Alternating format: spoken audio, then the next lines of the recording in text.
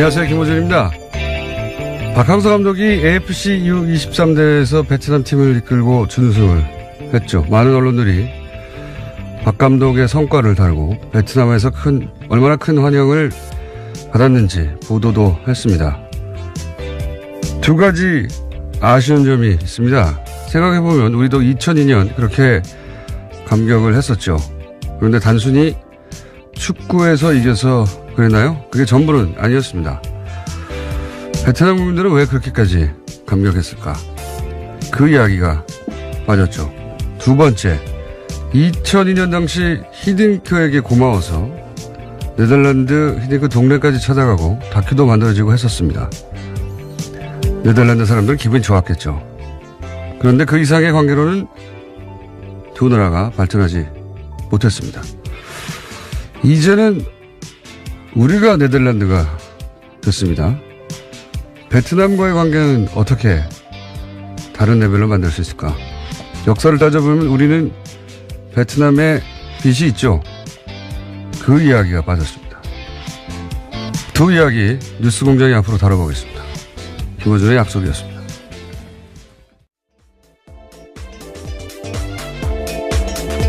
시사인의 김은지입니다. 저는 이 베트남 이야기가 관심이 많아요. 예. 베트남 사람들이 이제 자국 역사에 대해서 자부심이 굉장해요. 왜냐면은 프랑스도 이겼죠. 네, 예. 미국과도. 예. 중국한테도 이기고. 우리가 이제 일본이 미국과 전쟁하다 져서 우리 독립을 얻은 반면에, 베트남은 스스로 이겨서 다 독립을 얻거나 물리쳤단 말이죠. 그래서 자부심은 아주 강하고, 그리고 그래서 미국과의 관계에서도 스스로 대단하다고 생각해요. 예. 그런 면이 있는데, 그런데 경제력이 그만큼은 아니죠. 예. 아직 성장하고 있는 나라라서요. 그러니까요. 예. 물론 이제 한 국가 자부심이 경제력에서만 나오는 게 아니기 때문에, 근데 좀 언밸런스하단 말이죠. 또 우리는 또 경제적으로 우리가 낫다 보니까 내심 베트남에 대해서 거들먹거리는 마음이 있어요. 예. 여하간 그렇다 하더라도 그 베트남 사람들이 자기들이 역사에 대해 가진 자부심에 걸맞는 뭔가 성공을 최근에 거둔 적은 또 크게 없단 말이죠. 예. 이 국제관계에 저는 관심이 많기 때문에, 예. 앞으로. 네, 박 감독님을 이미 만나신 걸로 알고 있는데요. 예. 네. 기대하겠습니다. 만나기도 했지만 저는 예. 베트남 사람들의 이야기가 듣고 싶어요. 그래서 제가 뉴스공장에서도, 예. 한국말을 잘하는 베트남 분들을 모시고 이 얘기를 나중에 한번 해볼까 하기도 합니다. 자, 첫 번째 뉴스는 뭡니까? 네, 이명박 정부 시절 대북 특수공작비를 김대중 노무현 전 대통령 뒷조사에 쓴 두 전직 국가정보원 간부가 구속됐습니다. 최종욱 전 국정원 3차장과 김승현 전 대북공작국장인데요. 서울중앙지법 오민석 영장전담 부장판사가 밝힌 사유는 다음과 같습니다. 범죄 혐의가 소명되고 증거인멸의 우려가 있다라는 건데요. 두 사람은 대북 업무에 쓰도록 책정된 대북공작금 10억 원가량을 빼돌려서요. 전직 대통령에 대한 근거 없는 풍문을 확인하는 데 쓴 겁니다. 저는, 원세훈 전 국정원장이 이명박의 최순실이다. 이렇게 생각이 드는 것이, 이게 다 원세훈 전 국정원장. 그렇죠. 뒤지다가 꼬리를 물고 나온 거예요. 그러니까 원세훈 전 국정원장이 개인적으로 착복한 특활비 혹은 뭐 개인적으로 이용한 특활비, 뭐 개인적으로 소이트로 임차했다든가 호텔에 이런 거 뒤지다 보니까 이 돈이 대북 공작금에서 나왔다. 그런데 이제 그 돈이 뒤지다 보니까 다른 데도 쓰였더라. 이명박 전 대통령 시절에 전임 대통령들 뒷조사에 쓰였더라. 근데 누가 했느냐 또 뒤지다 보니까 국세청도 등장하는 거예요. 네, 그렇죠? 네, 그렇습니다. 지금 피의자 신분으로 이현동 전 청장이 조사받고 있었는데요. 관련해서 또 다른 소식이 있습니다. 어제 SBS가 구체적인 정황을 보도했는데 정보 수집을 위해서 미국 국세청 직원에게 뇌물까지 줬다라는 겁니다. 그러니까요. 우리나라 특활비가 미국으로 건너왔어요. 네. 네, 미국 공무원 뇌물로 쓰였다라는 겁니다. 뇌물로 쓰이고 국세청 내부에 다른 인사들도 또 있겠죠. 혼자 있겠습니까? 예. 그리고 네. 국정원장 말만 듣고 국세청장이 오케이 그러면 전임 대통령 다 조사할게 그랬겠어요? 이걸 쓰긴 한 사람은 누구냐? 예. 국세청장 혹은 뭐 국정원장 위에 누가 있습니까? 이명박 전 대통령까지 또 거슬러 올라가야 되는 사안. 이게 다 원세훈 전 국정원장의 개인적인 착복에서 시작하는. 예. 네, 수사의 시작이 이렇게 됐는데요. 생물처럼 움직여서 여기까지 온 겁니다. 네. 이명박의 최순실이다라고 어느 순간 불리기 시작할 거라고 저는 봅니다. 자, 다음 뉴스는요. 네, 박근혜 정부가 세월호 특조위에 방해 공작한 내용도 검찰 수사로 계속해서 드러나고 있습니다. 이번에는 관련 문건이 나온 건데요. 세월호 선차 조사에 협조하는 대신에 소위 박근혜 대통령의 7시간을 조사하지 말아달라고 하는 제안이 담겨 있습니다. 두 가지 중요 사안을요, 거래하려고 한 겁니다. 그렇군요. 뭐 거래 대상이 아닌 건데, 예. 이렇게까지 박근혜 전 대통령 7시간을 막으려고 했던 이유가 아직도 밝혀지지 않고 있죠. 예. 뭐 시술일 것이다 뭐 여러 가지 얘기가 많지만 이렇게 막으려고 했고, 자, 이걸 막고 싶으니까 이제 그 청와대 비서실장의 지휘 아래 어제까지만 하더라도 이제 정무수석. 그렇죠. 예. 정무수석만 등장했는데 이제는 경제수석, 정책조정수석도 다 같이 동원됐다. 그리고 이병기 실장이 총괄했다는 것은 국정원도 동원됐다는 뜻이에요. 예. 네, 전임 국정원장이었습니다. 예, 그때도 말이 많았죠. 국정원장 하다가 바로 어떻게 비서실장을 오느냐. 그래서 국정원을 장악하려고 하는 서울에 지구 실현 의도가 강하다 뭐 이런 얘기를 했었는데 더군다나 이병기 비서실장은 그 유명한 이해창 후보 시절의 총풍 사건. 네. 예, 북한에 총 쏴달라고 돈 준 사건의 주역이었는데 이때 국정원이 어떤 역할을 했냐. 세월호 특조위 방해 때. 이것도 밝혀져야 될 대목이고요. 네, 현재 검찰이 정보 공식 문서를 보관하는 국가기록원 서울기록관을 압수수색해서요. 특조위 활동이 담긴 정보 문건을 확보했다라고 합니다. 처음 나오는 부분이라서요. 여기서도 나올 것들이 꽤 있을 거로 보입니다. 여기서 이제 국정원이 어떤 역할을 했냐. 국정원이 실행 컨트롤 타워를 했겠죠. 여기는 지시 컨트롤 타워는 청와대라고 하면. 그리고 가장 아랫단에는 일베가 있었어요. 당시에. 일베는 광화문에 이제 세월호 단시간은 유가족들 찾아가서 그 앞에서 치킨 피자 먹기 이런 거 네, 있지 소위 않습니까? 폭식투쟁이란 것들을 했습니다. 굉장히 모욕적인 방식이었는데요. 이건 사람이 할 짓이 아닌 거죠. 예. 최근에 벌레 소년인가요? 예. 네, 온라인에서 꽤 화제가 됐습니다. 예. 화제를 의도적으로 만들어낸 거죠. 예. 이 사람도 이때 폭식 투쟁할 때 치킨 피자 먹고 하는 거 인증하고 그랬던 걸로 알고 있는데. 예. 하여튼 말단은 제일 아랫단에는 일베였다면 그 가운데 국정원은 어떤 역할을 했는지 일베가 거기 나가는데 국정원 역할을 했는지도 저는 밝혀야 될 내용이라고 봅니다. 네, 관제대모에는 돈을 댔다라는 소식들은 꽤 있었는데요. 구체적인 내용들이 아직까지도 나오지 않았습니다. 자, 다음 뉴스는요. 네, 어제 서울중앙지검이 영포빌딩에 대해서 2차 압수수색 벌였습니다. 영포빌딩은 이명박 전 대통령 소유였다가요. 청계재단으로 넘어간 바 있습니다. 이번 영포빌딩 압수수색은 지난 25일 이후에 두 번째인데 1차 압수수색이 지난 지하 2층의 대상이었다면요. 이번에는 창고가 타깃이었다라고 합니다. 그렇군요. 이거에 대해서 이제 대통령 기록물이니까 이명박 전 대통령 측에서는 대통령 기록관을 이관해달라. 예, 스스로 그것을 인정하면서 공문을 보냈다라고 합니다. 네. 그러니까 대통령 기록물을 사적으로 보관했다는 걸 인정했다는 건데 이 의미는 제가 보기에는 그 내용을 보지 말라라고 이제 언론들이 해석하는데 다 봤는데 보지 말라는 게 말이 되나요? 그게 아니라 제가 보기에는 나중에 법정에서 증거물 다툴 때. 예, 그렇겠죠. 예, 채택되지 않게 하려는 전략인 거죠. 예, 저는 그렇게 해석합니다. 자, 다음 뉴스는요. 네, 이명박 전 대통령 재산 차명 소유 의혹의 시발점은 도곡동 땅이 있습니다. 이명박 전 대통령의 소유라면서 무조건 사야 한다라는 회사 상부의 지시로 매입하게 됐다라는 핵심 실무자의 구체적인 증언이 한겨레신문 보도로 나왔는데요. 김대정 씨와 회사 본부장한테 들은 얘기를 근거로 검찰에도 그와 같은 진술을 했다라고 이야기합니다. 이와 같은 진술을 한 사람은 포스코 건설 박아무개 전 개발사업본부 팀장입니다. 그러니까요. 이제 이게 포스코 포철에서 그 땅을 사들인 이유. 예, 당신은 네. 포스코 개발이었다라고 하는데요. 예. 포스코 그룹인 거죠, 결국. 예. 포스코에서 이 땅을 사들인 이유에 대해서 그 땅이 이명박 전 대통령이 땅이기 때문에 샀다는 이야기는 사실은 2007년 대선 당시에도 나왔었어요. 아주 큰 쟁점이었습니다. 예, 나왔었고, 어디서 나왔냐면은 99년인가요? 예, 1998년에 감사원 진술 내용이 있다는데요. 감사원에서 포스코 특별감사할 때 이 땅 왜 샀어? 그랬더니 당시 김만재 회장이 그거 이명박 씨 거라고 해서 샀다라고 진술한 내용이 감사원의 특별 감사 내용이 있어요. 네, 특정감사 문답서에 열람한 결과요. 관련된 내용들이 나왔습니다. 있는데도 부인한 겁니다. 감사원에 문서로 남아있는데, 그때는 다들 그렇게 대충 하고 넘어갔어요. 예. 네, 이 부분은 무소속 의원들도 문제 삼았지만요. 박근혜 후보도 문제 삼았었습니다. 하지만 당시에 박형준 대변인이 이와 같이 반론을 했는데요. 최종감사 보고서에 나와 있지 않다라는 주장이었습니다. 최종감사 보고서에 별지를 다 붙이나요?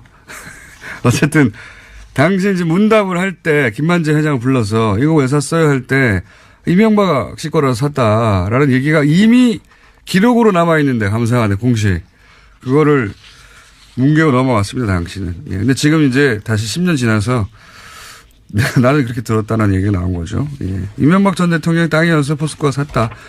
사실 도곡동 땅이 이 BBK 다스 다 연결되는 그렇죠. 예. 왜냐하면 이 돈이 2도를 팔아서 다스로 들어가고 다스로 들어간 돈이 다시 BBK에 들어가고 그 돈이 다시 주가 조작에 쓰였거든요. 예, 차명 의혹의 예. 시작점 같은 곳입니다. 그러니까 이 땅의 주인이 끝에 주가 조작의 주범인 거예요. 예, 그렇게 연결되는 건데 그 얘기 이제 다시 원점으로 돌아가서 나오기 시작했습니다. 자, 다음 뉴스는요.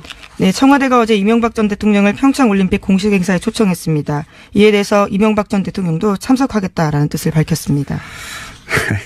재밌습니다. 저는 내부 갈등이 있었을 거라고 봅니다. 왜냐하면은 참석해서 이 올림픽은 내가 유치한 거야라고 하는 모습을 보여주고 싶은 욕망이 있을 것이고. 지난 기자회견에서도 그 이야기를 했었습니다. 예, 그래서 올림픽까지 유치한 MB를 올림픽 직후에 이렇게 조사하면 되겠느냐고 하는 어떤 국민 여론, 동정 여론을 일으키고 싶은 욕망이 있을 것이고 또 한쪽에서는 왜 현 정부에 이용되느냐 정치보복 아니라고 하는 그런 프로파간다에 이용되는 것이다. 내부적으로 저는 이 왈가왈부 했을 거라고 봐요. 근데 네. 이제 결국 가기로 한 거잖아요. 네, 한병도 수석이 밝힌 바로는요. 화합과 통합의 장이 됐으면 좋겠다라는 당부의 이야기를 했다라고 합니다. 이명박 전 대통령이. 네, 수사하지 말라는 얘기인데 그럼에도 불구하고 간다는 자체가 더 이상 싸울 거리가 없다는 겁니다. 이거라도 기대하는 거예요. 예. 잡을 동아줄이 없다. 뭐 지금쯤이면 벌써 대형 전쟁이 벌어졌어야 되는 거 아닙니까? 그동안에 큰 소리로 치자면. 네, 예. 폭로할 게 많다. 이전 투구하자는 거냐. 수많은 말들을 했었습니다. 그러니까 우리라고 없겠냐. 없는 거예요. 자, 다음 뉴스는요. 예, 어제 대검찰청에서 안태근 성추행 의혹과 관련해서 진상조사단을 꾸리고 사실규명에 나섰습니다. 검찰 내에서 성폭력 문제와 관련해서 진상조사단이 꾸려진 것은 처음 있는 일인데요. 서울 동부지검장을 맡고 있는 조희진 검사가 조사를 지휘합니다. 알겠습니다. 이거는 앞으로 계속 뉴스가 나오겠네요. 그때 또 다뤄보기로 하고요. 오늘은 미니가 하나 있어가지고 5분까지밖에 못하겠네요. 뉴스를. 자, 다음 뉴스는 뭡니까? 네, 국민의당이 오는 4일로 예정됐던 전당대회를 취소했습니다. 전당대회 참석자, 그러니까 대표당원의 당정 문제가 불거진 걸로 취소 이유를 들었습니다. 제가 어제 예언했지 않습니까, 이거? 네, 국내 유일하게. 예. 정치인의 언어는 해석기를 따로 돌려야 되거든요. 예. 저는 이럴 줄 알았습니다. 예. 일단 저의 예언 성취 기록관에다가 보관해 주시고요. 아, 그런 기록관이 있습니까? 보관해 주시고, 이게 말이 안 되는 거였거든요. 그 이유가. 그러니까 이제, 민주평화당 창당 발기인의 이름 올린 사람하고 현재 대표당원하고 1000명 정도 중복돼가지고 안 된다. 이런 이유를 달았잖아요. 네, 어제도 소개드린 바가 있는데요. 네. 결과적으로 그 내용을 이야기한 겁니다. 그 말이 안 되는 것이, 정말 하고 싶으면 이분들 당원권 정지시키면 됩니다. 예, 당원권 정지시키고, 그리고 뭐, 동명이인도 뭐 얘기할 수 있는데, 동명이인은 전화해보면 알죠. 예. 왜냐면은, 진작에 당원들 모집단을 줄이기 위해서 전화 다 했었어요. 또 전화해보면 되죠. 전화해가지고, 민주평화당에 발기인으로 이름 올렸냐. 동명이인이 얼마나 된다고요? 뭐, 걸러내면 되고, 1000명 줄면 더 좋잖아요. 모집단도 줄고. 그런데도 안 하는 거예요. 그런 이유가 안 되는 거죠. 진짜 이유가 아닌 것이고, 예. 제가 보기에는 3,000명 정도 모을 자신도 없고, 혹여 먹었다가 통과 안 될지도 모른다. 자신도 없고. 그래서 그러니 그냥 하지 말자. 이거 어차피 언론도 세게 공격 안 하거든요. 이거 말도 안 되는 겁니다. 따지고 보면. 우리 정당사에서 한 번도 존재하지 않았던 케이스예요. 당원이 있는데 그거 다 무시하고 뭉개고 간다는 건. 믿는 건 이제 망각의 힘. 예, 시간이 지나면 잊혀진다. 그리고 이제 언론이 그렇게까지 투덜 패지 않는다. 예. 그리고 또 하나는 선거가 되면 어차피 갈려서 어느 한쪽을 차악을 선택하는 선택이기 때문에 선거에 다 잊혀질 거라고 그거 믿고 이러는 거죠. 예. 네, 이건 정당사의 길이 남을 말도 안 되는 케이스입니다. 정말. 오늘 박지원 대표가 나오는 얘기하시겠군요. 제가 이렇게까지 길게 할 필요는 없나. 예. 오늘은 여기까지 하겠습니다. 시사인의 김은지였습니다. 감사합니다. 네. 저희가 바로 준비한 미니가 있습니다. 오늘 새벽 0시부터 YTN 노조가 파업에 돌입을 합니다. 그래서 어제 마지막으로 자신이 진행했던 뉴스 클로징에서 파업 동참을 선언한 YTN 나연수 앵커 연결해서 이 내용 좀 잠깐 들어보겠습니다. 안녕하세요. 네, 안녕하세요. 자, 뉴스 생방송 하시다가 클로징에서 네. 파업하게 돼서 이제 못 뵙게 됐다고 얘기하셨는데 요 생방송에서 요 내용을 말씀하신 이유가 뭡니까? 파업을 선언했다고 저는 생각하진 않고요. 예. 원래 이제 앵커들이 뭐 하루 휴가를 가더라도 자리를 비우게 될 때는 시청자분들께 어떤 사유 때문에 앵커의 얼굴이 바뀌었는지를 설명을 하도록 저희 회사는 하고 있습니다. 아, 그렇군요. 그래서 저도 상당 기간 이제 제 자리를 비우는 거기 때문에 솔직하게 말씀을 드리는 것이 맞다고 생각을 해서 이야기를 했는데요. 예, 파업을 뭐 선언했다고 이렇게 크게 관심을 가지게 될 줄은 몰랐습니다. 예, 파업 동참을 선언하신 거죠. 예. 예. 예. 그러니까 사정 설명을 하셨다 정도로 본인은 생각하고 그 멘트를 하신 거군요. 네, 그렇게도 했고 뭐 사실 그대로를 말한 것이고요. 예. 지금 YTN 뉴스 앵커들의 얼굴이 이제 오늘부터 많이 바뀔 겁니다. 뉴스 시간대도 많이 바뀔 거고요. 이 회사 상황에 대해서 시청자분들께 설명하지 않는 것 또한 기만이라고 생각했습니다. 자, 여전히 YTN이 왜 뭐랄까요? 다른 방송사들 파업이 끝나는 상황인데 파업에 네. 들어가는지 아직 많이 알려지지가 않았어요. 그죠? 네. 그 설명을 좀 해주시죠. 네. 저희가 해직 기자들 이제 모두 지난해 복직을 하면서 제대로 된 방송을 할 수 있을 거라는 기대를 많은 사원들이 가지고 있었는데요. 일단 저희는 지난번에 이제 사장 선임된 최남수 사장의 부적격성에 대해서 끊임없이 사내 문제 제기가 있어 왔고요. 그 부분에 대한 우려를 조금 불식하고자 노사 합의를 통해서 어느 정도 보호장치를 마련해 놓고 이제 사장이 취임을 했습니다. 근데 취임을 하자마자 제일 먼저 한 일이 그 합의를 파기한 것이었거든요. 사원들과 약속했던 보도국장 내정자 지명을 거부하고 다른 인사를 지명을 하면서 스스로 합의를 파기했기 때문에 어떻게 보면 사장 취임의 전제 조건을 스스로 깨트렸다고 볼 수가 있겠습니다. 좀 전에 이제 제대로 된 방송을 하고 싶어하는 그런 열망이 있다고 말씀하셨는데 제대로 된 방송을 하고 싶다고 하는 것은 이제 그동안 제대로 된 방송이 아니었다는 YTN 내부의 인식이 있었다는 말씀이시기도 한 건데 저희가 이제 어제 그저께인가요? 민원연 그 사무처장 김원경 사무처장 나와서 YTN이 매우 기계적으로 균형을 갖춰서 보도하는 것 같지만 또 들여다보면 그 안에 의제 설정부터 편향되어 있다. 이런 이제 지적을 했습니다. 이 지적에 대해서는 어떻게 생각하십니까? 일견 타당한 지적이 있다고 생각하고요. 그 부분이 저희 내부에서도 제대로 된 방송을 못하고 있다는 자괴감, 또 이제 바깥에서 일부 시민들로부터 손가락질을 받아야 하는 상황에 대한 어떤 자괴감으로 다가왔던 일들을 말씀을 하신 것 같습니다. 근데 그 말씀을 하실 때 제가 들었을 때 보도 문제를 다루면서 이 최남수 사장의 발언이나 행적 부적절성은 국민들과 너무 멀리 떨어져 있는 문제이기 때문에 보도 문제만 이야기를 하겠다라고 말씀을 하셨었어요. 지금의 보도 문제가 나오게 된 것이 그 2008년 대통령 특보였던 낙하산 사장 사태에서부터 시작이 됐다고 봐야 합니다. 조직의 수장 자리가 그만큼 중요한 것이고요. 또 그 조직이 국민의 알 권리를 보장하고 공공의 이익을 지켜야 할 저희 같은 24시간 뉴스 채널이라면 정말 중요하겠죠. 그런 보도 문제의 어떤 책임을 져야 될 것은 당연히 저희 모든 구성원들이 책임감을 느끼고 그 문제를 타개하기 위해서 이렇게 펜과 마이크까지 놓았습니다만 어떤 일부 책임을 져야 할 간부진들이 계속해서 그 자리에 머물러 있다는 부분을 조금 덧붙여서 설명해 드리고 싶습니다. 알겠습니다. 네. 민변연에서는 이제 조직 내부의 문제보다는 그렇게 해서 보도되는 내용에 대한 이야기를 했는데 그게 결국은 조직이 그렇게 편향되어 있기 때문에 그런 결과가 나온 것이라고 이제 그래서 조직이 이런 또 문제 있는 사장에 의해서 그대로 유지되면 똑같은 내용이 나올 테니 이제 파업을 하시는 거다 이렇게 제가 이해했는데 예. 그런데 YTN 총파업이 제가 기억하기로 세 번째인데 네. 이번에 파업의 어떤 찬성률은 어떻습니까?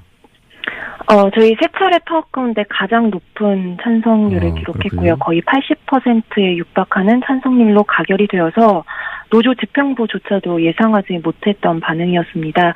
심지어 이 파업 찬반 투표는 최남수 사장이 노사 합의를 파기하기 이전에 치러진 투표였거든요. 그럼에도 불구하고 이 정도의 찬성률이 나왔다는 것은 그만큼 공정방송에 대한 내부 열망이 굉장히 높이 올라와 있고 저희 기자들로서는 이번이 정말 마지막 싸움이고 여기서 물러나면 이거는 회사 존립의 문제다라는 위기의식을 가지고 있다고 보고 있습니다. 그 외부에서 느끼는 것보다 YTN 내부 구성원들 훨씬 더 심각하다고 생각하는 거군요. 예. 네, 그렇습니다. 알겠습니다. 이 파업 때문에 YTN을 즐겨보시던 분들은 왜 시간대도 달라지고 사람도 달라졌나 싶으실 텐데, 이 파업을 어쨌든 지켜볼 수밖에 없는 왜 청취자들, 일반 국민들에게 혹시, 이 파업에 동참하기로 한 장본인 중에 한 사람으로 뉴스를 멈추고라도 하고 싶은 말씀이 있으면 마지막으로 해 주십시오. 네, 제 또래 기자들 중에 YTN 보면서 기자 꿈꾸는 사람들 많을 것 같습니다. 이 사태가 벌어지기 전에 YTN은 살아있는 뉴스, 깨어있는 방송이라는 저희 슬로건 그대로 정말 제대로 된 방송을 해보겠다는 열의가 가득한 기자들이 모여있는 조직이었거든요. 네, 저희 기자 6명이 해직이 되고 리포트를 해야 할 기자들이 대량 징계를 받으면서 그 시청자 신뢰를 잃는 게 한순간이라는 걸 저희가 너무 무섭도록 느꼈습니다. 지금 TV 틀어보면 공중파 나오고 홈쇼핑 나오고 종편 다 지나가고 맨 마지막에 YTN 나옵니다. 그만큼 저희의 존재감이 잊혀진 건 아닐까 저는 요새 외로움을 많이 느끼는데요. 그래도 저희 조직은 그 언론사 체육대회 할 때도 항상 유니폼에 공정방송 새기고 달리는 조직이고요. 사내 게시판에는 지금도 하루에도 몇 개씩 개인 성명, 기술 성명이 올라오고 있습니다. 저희의 이런 진정성을 좀 믿어주시고 관심을 가져주시고 적극적으로 목소리 내서 응원을 해주시면 좋겠습니다. 저희는 꼭 공정방송 찾아서 돌아와서 다시 진짜 뉴스 하겠습니다. 알겠습니다. 앵커들이 다 이렇게 말을 잘하나요? 고맙습니다. 주어 수로가 딱 담았네요. 오늘 말씀 감사합니다. 네, 많은 관심 부탁드립니다. 감사합니다. 네, 지금까지 YTN 나연수 앵커였습니다. 노래 나올 게 없는 원더걸스. 부제로는 머리끄댕이도 등장했다가 최근에는 동시상영. 예. 세 사람이 동시에 얘기하는 3원 중계밭 방송 같다 해가지고. 더불어민주당의 박영선 의원 나오셨습니다. 네, 안녕하십니까. 네, 자유한국당의 나경원 의원 나오셨습니다. 안녕하십니까. 네, 오래간만입니다. 지난주에 제가 개인적으로 모친상을 당해서 참 나오지 못했고요. 박영선 의원님께는 이 자리를 빌어서 문상에 와주신 것을 감사드립니다. 아이고, 별 말씀을요. 뉴스공장팀은 안 오셨던데. 안 왔더라고요, 문자야. 오지 말라는 뜻인 줄 알고 안 갔습니다, 저희는. 아시면서도 안 오시는 분이 있으십니다. 홍준표 대표요? 네, 홍준표 대표 안 오셨더라고요. 그분은 정말 못 말려요. 홍준표 대표하고 사이가 안 좋으시잖아요, 그죠? 굳이 방송에서 말씀 더 이상 안 드리겠습니다. 네, 사이가 안 좋으신 걸로 알고 있고요. 사이가 안 좋은 것이 아니라 우리가 생각이 많이 다른 거죠. 그래서 사이가 안 좋아졌죠. 사이가 안 좋아서 생각이 다르다기보다는. 자, 여기까지 하고. 그래서 저희가 일주일 건너뛰었기 때문에 밀려있는 여러 가지 숙제들이 많이 있습니다. 시간 순으로 할까요? 밀렸던 것부터 아니면 최근 것부터 할까요? 역순으로. 그거야 사회자 맘이죠. 알겠습니다. 네. 그러면은 시간 순으로 하겠습니다.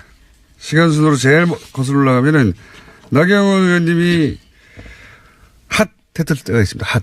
예. 아이스하키 네. 단일 남북 단일팀 구성 문제로. 네. 그래서 네. 이 자격을 박탈해야 된다. 올림픽위원 자격. 뭐 청원도 올라가고 그래서 청와대에 20만 명이 넘었습니다. 아니 자, 그거는 이제 일단 본인 입장 말씀해 주시고요. 저는 정말 많은 분들이 오해하고 있으시다고 생각을 하는데요. 예. 첫 번째는 우원식 원내대표부터 시작해서 많은 이제 우리 여권 인사들께서 제가 북한 팀이 오는 것조차를 반대했던 사람으로 호도시키더라고요. 근데 저는 대한민국 정치인 중에서요. 저만큼 북한 선수단이 이 평창 올림픽에 올 수 있게 하는 노력을 한 사람이 없다고 자부하고요. 또 정말 오랫동안 평창 올림픽과 패럴림픽의 성공을 위해서 노력한 사람이 없다고 생각합니다. 제가 왜냐하면 국제장애인 올림픽 IPC 집행위원 전 세계의 집행위원은 10명밖에 없습니다. 그걸 저도 선거를 나가서 당선된 다음에 정말 그 IPC 집행위원으로서 또 제가 IOC의 장애인 스포츠위원회 위원입니다. 그래서 그러한 여러 가지 자격으로 평창 올림픽과 패럴림픽 성공을 위해서 정말 애썼고요.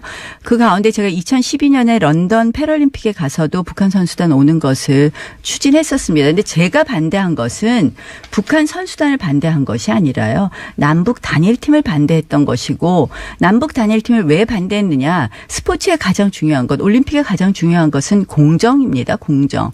이것을 공정에 반해서 급박하게 우리 선수들의 기회를 박탈한 이 아이스하키 단일팀은 반대할 수밖에 없었고 그것을 그러면 제가 어떻게 해서 이 아이스하키 단일팀은 무산시키고 다른 방법으로 북한 선수들이 온다든지 이런 식으로 하는 것이 맞겠느냐. 제가 할 수 있는 일은 저는 국제 스포츠계에 여러 가지 제가 인맥이 있기 때문에 그 의사를 전달하는 거. 우리 국민들도 70% 가까이 또 어떤 여론조사는 80%더라고요. 반대하시는 것을 표시하는 수밖에 없었기 때문에 시간을 많이 제가 주시네요. 예. 왜냐하면은 이제 메일을 보냈는데요. 충분히 이제 공격을 많이 예, 온라인에서 저는 받았고. 사실 네. 많은 부분이 오해가 있고 그 오해를 우리 여권의 그 정치 지도자들이 상당히 그런 오해를 만들어냈다 이렇게 생각을 눈이 합니다. 동그래져가지고 지금. 제가 좀 저는 아니 이 부분은 정말 억울한 거예요. 알겠습니다. 저만큼 올림픽과 패럴림픽의 성공을 위해서 정말 저 자부합니다. 정치인 중에서 저만큼 열심히 일한 제가 알겠습니다. 저 입장에서는 좀 목이 이랬어요. 맵니다.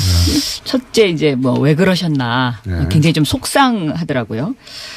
왜냐하면 평창올림픽 이 위원이라는 것이 이제 평창올림픽의 성공을 위해서 이제 만들어진 조직이잖아요. 근데 내부적으로는 이런저런 이견을 얘기할 수 있을 것 같아요. 그런데 그 회의를 통해서 조직위원장도 있고 그러기 때문에 그런 어떤 절차를 거쳐서 했어야 되는 것이 좀 더 모양새가 좋지 않았겠느냐. 이제 이런 생각 하나 하고. 왜 국제적으로 끌고 나갔느냐? 네, 그러니까 개인적으로 서한을 보냈다는 것이 이제 조금 제가 보기에는 어떤 그 절차상에 약간의 문제가 있지 않았나 하는 생각이 들고 이 IOC가 이미 이제 남북 단일팀을 승인을 한 상태잖아요. 승인하기 전에 보냈습니다. 승인을 승인하기 전에 보냈고요. 그다음에 뭐 내부적으로는 그거는 제가 잘 아닙니다. 모르겠습니다. 그러니까 근데 이렇게 내용을 잘 모르시고 저를 공격하는 거예요. 근데 어쨌든 분명히 그러면 승인하기 전에 보내셨는데 회의가 있기 전에 제가 IOC가 그 며칠 전에 IPC 쪽이나 그쪽을 그게 뒤늦게 통해서 알려진 거군요. 그러니까 예, 승인은 아니요. 그때 바로 저희가 보냈을 때 보냈다고 말씀을 드렸고요.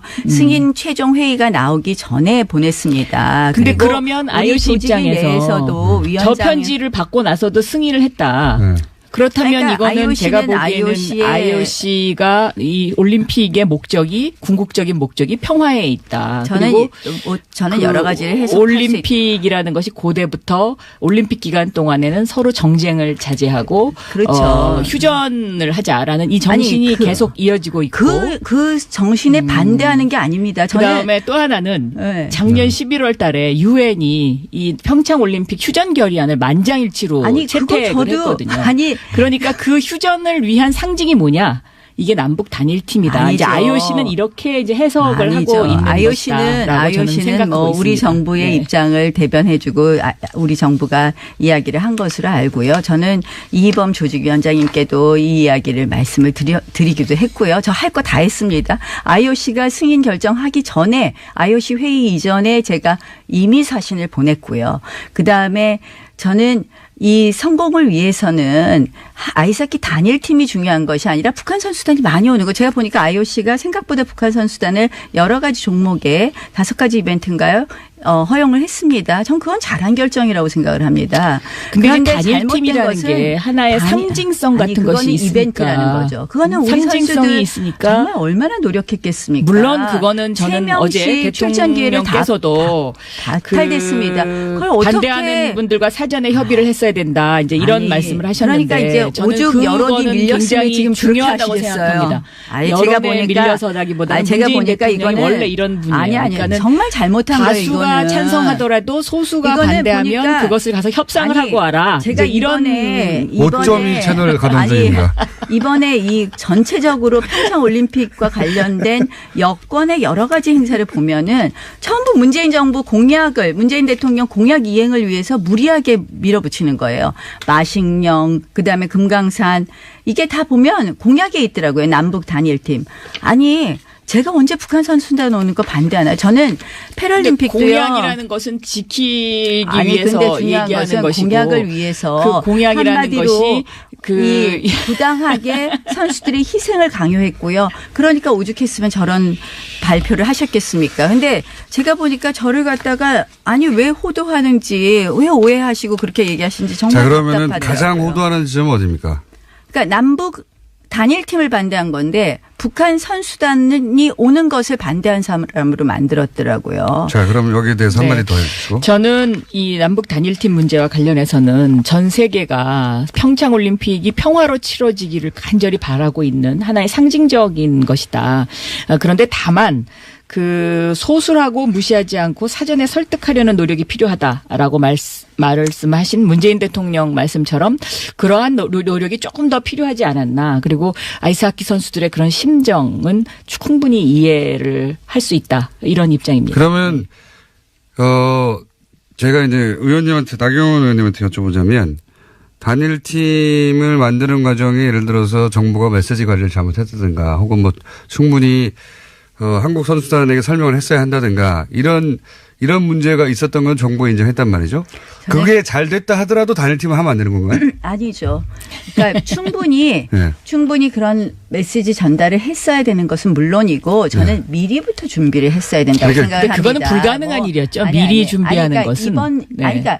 그러니까 이번에 굳이 왜 단일팀을 하냐는 말이에요. 그래도 이제 예를 들면 그것이 올림픽의 상징이 아니라는 평화를 거죠. 상징하기 위해서는 그거는 정치인들의 정치 이벤트를 위한 것일 뿐이라고 생각합니다. 잠깐만요. 제가 궁금한 건 한 가지예요. 네. 아니 그런 절차적 문제나 뭐 설득의 문제 절차적 문제, 설득의 문제가 그거가 잘 됐으면 잘 됐다 하더라도 단일팀 하면 안 되는 건가요? 아니죠. 단일팀은 미리 준비해서 우리 선수들에게 예측 가능한 것을 이야기하고. 그러니까 그게 잘 됐다고 쳐요. 그러니까 그 절차적 문제를 어디까지의 절차적 문제로 생각하느냐에 또 문제는 있다고 생각합니다. 그런데 이번 같이 급박하게 한두 달을 남겨놓고 한 것은 아니지만 만약에 뭐 1년 전부터 준비했다 그러면 저는 오케이입니다. 그거 지금 상황 자체가 1년 전부터 준비할 수 없는 상황이었고 또 지금은 예를 들면 그 북한 아이스하키 팀이 와서 같이 지금 합숙훈련을 하고 사과하신 있지 않습니까? 거는 얼마나 여론이 나쁜지 잘 아실 겁니다. 그래서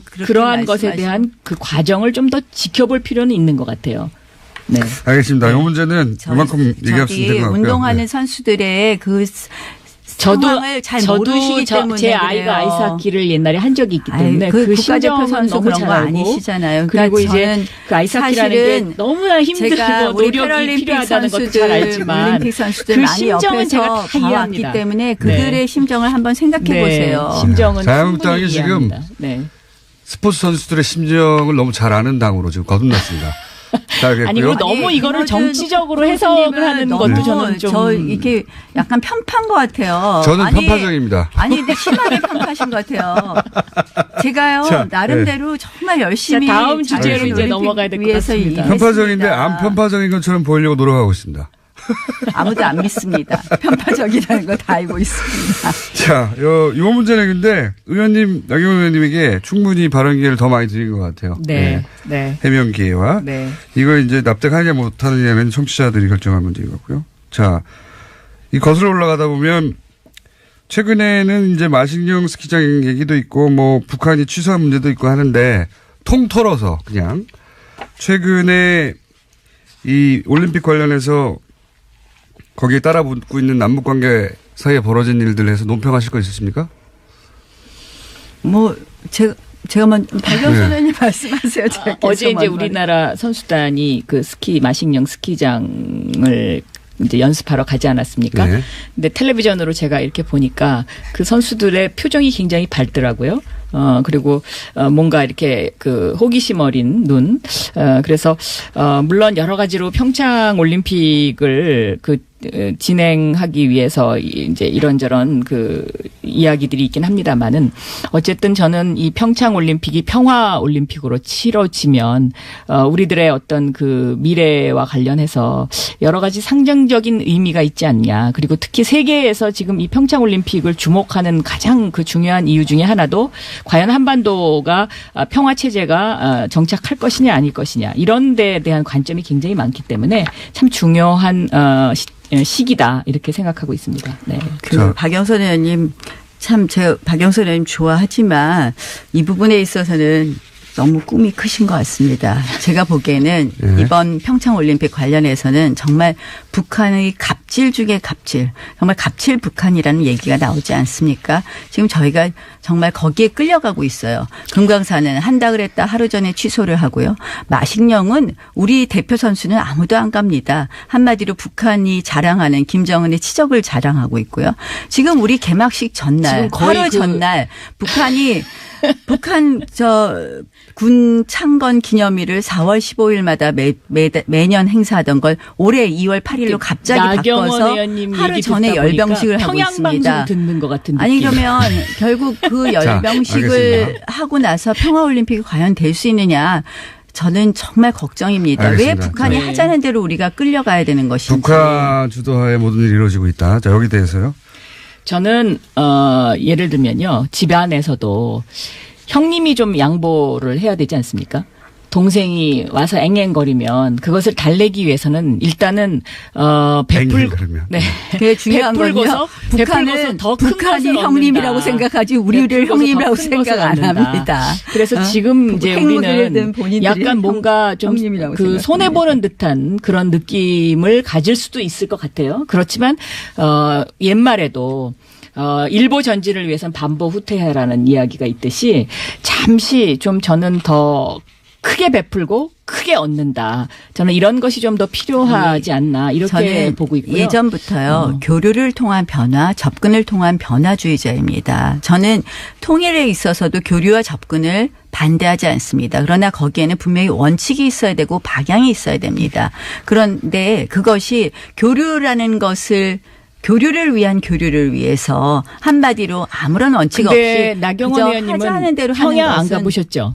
저는 평양을 가봤어요. 평양 안 가봤습니다. 대성만 가봤습니다. 평양을 가봤는데 2002년도에 서울 평양 위성생 방송을 위해서. 그런데 사람은 만나야 되거든요. 만나면 뭐든지 해결이 됩니다. 그리고 제가 이 평양 가서 정말 정말 여기는 정말 못 살 때구나. 이제 이렇게 느낀 것이 제가 방송 전에 그 문까지 감금당했었어요. 그러니까 원고를 내놔라. 그래서 내 원고는 내 머릿속에 있다. 제가 이러고 버텼거든요. 그런데 그런 곳입니다. 그렇지만 제가 보기에는 어쨌든 한반도의 평화 정착을 위해서는 형님 나라인 우리 대한민국이 지금 이 평창올림픽을 평화적으로 끌고 가서 이것을 세계의 어떤 그 상징적인 것으로 만드는 것 이것이 더 큰 대의다라고 생각합니다. 네, 열병식을 한번 보시죠. 여기까지 하고 요사는 걱정됩니다. 네. 자, 최근에 이제 두 분이 마침 또 여성 의원이라 이 사안에 관심이 많으실 것 같은데 서지현 검사를 통해 드러난 이제 이 성추행 의혹 그리고 폭로 요건에 대해서 혹시 두 분이 각자 하실 말씀 있으면 시간 드리겠습니다. 저는 이 사건이요, 그 검찰이 너무 무소불위의 권력을 갖고 있기 때문에 일어난 것이다. 예를 들어서 이제 검찰이 그 상명하복 문화라든가 또 이 어떤 자정 능력이 없는 검찰의 문화 조직 이제 이런 것들인데요. 검찰이 특히 이제 이 명령과 복종이라는 단어를 굉장히 좋아합니다. 왜냐하면 우리나라 법조문에 경찰은 검사의 명령에 복종하여야 한다. 이런 법조문이 있었거든요. 그런데 제가 이제 이것을 법사위에서 법사위원장 하면서 없애버렸는데 이런 상명하복 문화와 그다음에 그 무소불위의 권력, 기소권과 수사권 모두를 움켜쥐고 있는 이런 상황에서는 이런 그 성추행 사건이 일어나더라도 검사는 이 수사를 완전히 없애버리거나 아니면 조작하거나 할 수 있는 그런 권력이 있기 때문에 이런 것들이 앞으로도 지속될 수밖에 없다. 저는 그런 생각을 그래서 했습니다. 공수처적으로 연결되는 그런 네, 그러니까 저는 검경 수사권 조정을 해야 된다라는 조직의 입장입니다. 속성도 바꿔야 된다 이게. 예, 저는 조직과. 사실은 일단 서지현 검사의 용기를 칭찬합니다. 예. 그리고 말씀하신 대로 정말 그 용기를 더 칭찬해야 되는 것은 상명하복의 이러한 검찰 조직에서 이런 용기를 내는 것은 어떻게 굉장히 보면 힘든 일이죠. 네. 다른 조직보다 더 힘든 일이었다고 생각을 하고요. 저는 그런 면에서 이러한 서지현 검사의 용기를 어떻게 우리가 그러면 우리 사회에 결실 있는 정말 뭐 우리 사회의 어떠한 결과를 만들어내어야 될 것인가. 네. 저는 이러한 우리 사회에 아직도 만연해 있는 이런 성 문제 특히 이 성희롱, 성추행, 성차별 뭐 이런 문제를 해결하는 계기로 만들어야 된다고 생각을 합니다. 그래서 지금 이제 공수처 쪽으로 가는 거는요. 좀 정말 뜬금없는 것 같아요. 이거는 검찰이라서 더 그랬다? 물론 더 그런 부분이 있을 겁니다. 그래서 저는 서지현 검사의 용기를 칭찬하는데요. 그렇다고 해서 이것은 공수처 사안도 아니에요. 공수처 그동안 법안들이 여러 가지 나왔는데요. 그러니까 제가 주장하는 거는 이 기소권과 수사권을 분리해야 된다는 거죠. 그러니까 예를 들면 수사권이 경찰에 가 있다라고 했을 때 검사들이 과연 지금처럼 이렇게 오만한 태도를 가질 수 있겠느냐. 그러니까 그리고 경찰 내에는 이런 어떤 그 성범죄와 관련된 것을 고발하는 고발센터가 있어요. 그리고 경찰은 스스로 이제 이런 자정 능력을 하려고 굉장히 노력을 하고 있는데 고발센터를 운영한 후에 상당히 이 건수가 줄어들었다라는 그런 통계가 있거든요. 근데 검찰 내부적으로는 이런 성범죄와 관련된 그런 조직 문화에서 일어나는 일들을 고발하는 고발센터조차도 없더라고요. 그러니까 검찰 내에 이제 그러한 문화 변화, 그러니까 바뀌는 그런 계기를 만들어야 되는 것도 중요하지만 저는 검찰의 문제만은 아니라고 생각을 하는 거죠. 우리 사회에 아직도 정말 물론 그렇습니다. 그래서 물론 저는 이것을 좀 더 크게 물론 검찰 내에 조직을 바꾸는 부분도 저도 뭐 찬성합니다. 그리고 조희진 검사장이 이제 단장을 맡으신 것으로 알고 있는데요. 그래서 이번 사건을 계기로 해서 검찰 내의 변화도 있어야 되지만 우리 사회 전체의 변화의 물꼬를 트는 그런 계기가 되기를 바랍니다. 알겠습니다. 좋은 말씀이시고 그런데 이제 자유한국당으로서 약간 곤혹스러운 게 사건에 연루돼서 언급된 이름 중에 최규일 의원 있지 않습니까? 네. 어떻게 되나요? 아니 저는 어쨌든 자유한국당이 논평을 제가 이렇게 내지 최근에 않았던 걸로 제가 보니까 제가 정확하게 체크 못했는데 내지 않았던 것 같아요. 늦게는 냈을 거예요 아마. 매우 다소. 잘못됐다고 생각을 합니다. 왜 그리고 논평을 이제 내지 않았을까. 자유한국당이 검사 출신들이 많죠. 그 구성비를 보면.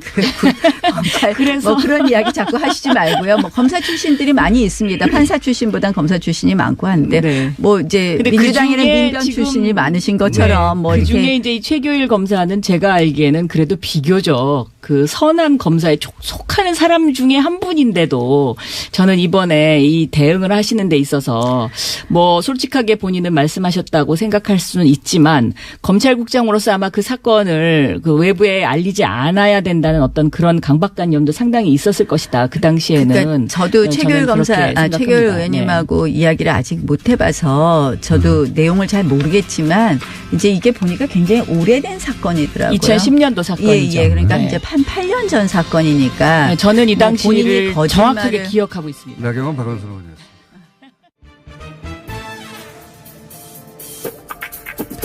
정치 구단주 국민의당 박지원 전 대표 나오셨습니다. 안녕하십니까? 안녕합니다. 안녕합니다로. 지난주부터. 그런데 제가 처음으로 교통방송을 들으면서 폐쇄할 부분이 하나 있어요. 요 박영선, 나경원. 네. 이 사람들 방송 안 시켜야 됩니다. 지금 듣고 오는데 네. 또 뭐 SBS에서 네. 비록 나는 한번 초청도 안 했지만은 네. 이렇게 인기가 있는가 했더니 그래도 뭐 아는 게 하나 있더라고요. 아는 게 하나 있더라고요. 네. 내 방송 들으니까 예. 안철수 대표는 전당대회 안 하려고 저런다. 예. 라고 말씀해서 김어준 동거 아니야? 전당대회 없는 응? 통합을 어떻게 하나. 네. 참 무식하다 했는데 이게 보니까는 확실히 똑똑하고 유식하고 예언가다. 칭찬 한번 해드릴게요.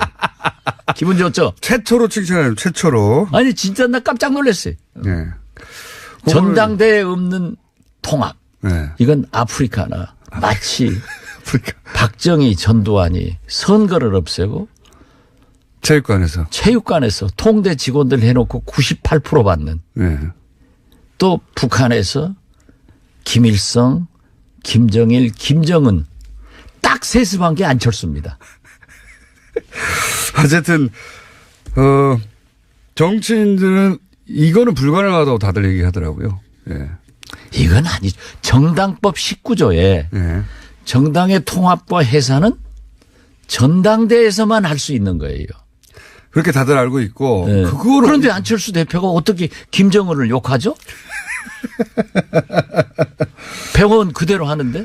어제 노회찬 대표도 그거는 뭐 안 된다고. 예. 잘 안 되죠. 안 된다고 하시는데 저는 전당대회 없으려고 하는 거다 딱 보면 모르겠냐고.